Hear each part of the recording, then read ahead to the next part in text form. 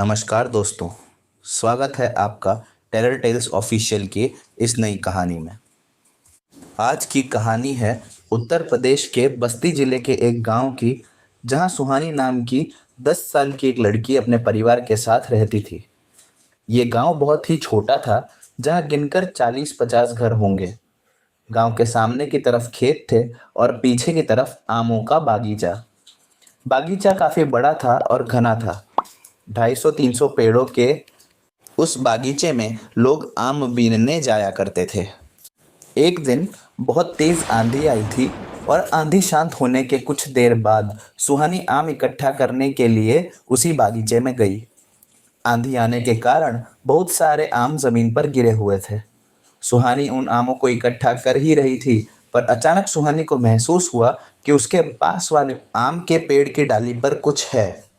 ऊपर देखने पर सुहानी ने देखा कि उस पेड़ पर सफेद साड़ी में एक औरत बैठी हुई है और उसने पूरा घूंघट डाला हुआ है। इस औरत ने उसी समय सुहानी की तरफ मुंह घुमाया और सुहानी से पूछा, क्या छुटकी, इस समय आम बटोरने आई हो? सुहानी ने कहा, मेरा नाम छुटकी नहीं, सुहानी है, और हाँ, मैं यहाँ आम बीनने आई हूँ।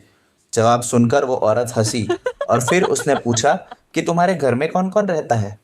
सुहानी ने बताया कि वो अपने माँ बाप, दादी और 2 बहनों के साथ वहाँ रहती है। ये सुनते ही उस औरत ने एक और सवाल किया, क्या तुम मुझे अपने घर ले चलोगी? सुहानी ने कहा, क्यों, आपको मेरे घर क्यों आना है? ये सवाल सुनकर वो औरत उस डाली पर से नीचे कूद गई। छलांग मारते वक्त सुहानी ने देखा कि उस औरत के पैर पीछे की तरफ थे, मतलब कि उल्टे। ये देखकर सुहानी समझ गई कि ये औरत नहीं, एक चुड़ैल है। इतना ऊपर से कूदने के बावजूद उस औरत के सर से घूंघट नहीं उतरा था। उस औरत ने जमीन पर पहुंचते ही गुस्से में सुहानी से कहा, मुझे चुपचाप अपने घर ले चलो, मुझे मालूम है तुम मुझे पहचान गई हो। सुहानी को न जाने क्या हुआ, ऐसा लग रहा था जैसे वो उस औरत के वश में हो गई हो। सुहानी चुपचाप वापस घूमी और अपने घर आने के रास्ते पर चलने लगी। उसे उसके पीछे उस औरत के चलने की आवाज़ साफ साफ सुनाई दे रही थी। बगीचे से निकलकर थोड़ा आगे चलते ही सुहानी ने देखा उसके चाचा वहां से आगे गुजर रहे थे।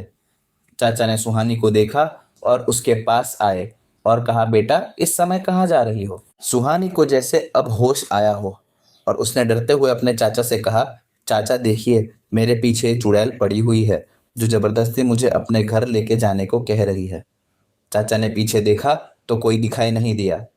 सुहानी के हाथों में आम देखकर वो समझ गए कि वो आम लेने गई थी और वो अभी इस समय उनके साथ मजाक कर रही है। सुहानी अपने चाचा के साथ घर की तरफ जाने लगी। रास्ते में ही शंकर जी और हनुमान जी का एक मंदिर था और संयोगवश उस समय वहाँ भगवान की आरती हो रही थी, जिसे सुनकर सुहानी की आंखें एकदम लाल हो गई और वो चिल्ला चिल्ला कर वहाँ से भागने लगी। लेकिन उसके चाचा को समझ आ गया था कि सुहानी पर उस चुड़ैल का साया है जिसके बारे में वो अभी कुछ देर पहले बात कर रही थी। इसीलिए उसके चाचा ने उसे तुरंत ही वहीं पकड़ लिया। सुहानी की बहन वहीं पास में बैठी थी। उसने ये सब होते हुए देखा और तुरंत अपने मम्मी पापा को वहां बुलाया। सुहानी के माँ बाप भागते हुए आए और उन्होंने देखा कि उस छोटी सी लड़की ने अपने चाचा को इतने जोर का धक्का दिया कि वो गिर गए। फिर भी उसके चाचा ने उसे छोड़ा नहीं। आरती सुनकर सुहानी अब उसी रास्ते पर गिरकर मिट्टी में लौट रही थी। सुहानी के पापा और चाचा ने मंदिर के पंडित जी के आने तक उसको पकड़ के रखा। पंडित जी आरती खत्म करके आए और उन्होंने सुहानी के सिर पर भस्म लगाया। उसके तुरंत बाद सुहानी बेहोश हो गई। पंडित जी ने उसके हाथ में कलावा बांधा और एक माला दी और उसे घर ले जाने को कहा। 15-20 मिनट बाद जब सुहानी को होश आया, वो ठीक हो चुकी थी और उसने तुरंत बागीचे की घटना सबको बताई। और तब से वहाँ लोगों का आना जाना बहुत कम हो गया और अकेले तो वहाँ कोई भी नहीं जाता। तो दोस्तों, आज की कहानी में सिर्फ इतना ही। मैं उम्मीद करता हूँ कि आपको आज की कहानी पसंद आई होगी। अगर आपको हमारी कहानी पसंद आई तो कृपया लाइक और शेयर करें और हमारे चैनल को सब्सक्राइब करें। मिलते हैं अगले हफ्ते एक और नई दिल दहला देने वाली कहानी के साथ। तब तक के लिए धन्यवाद।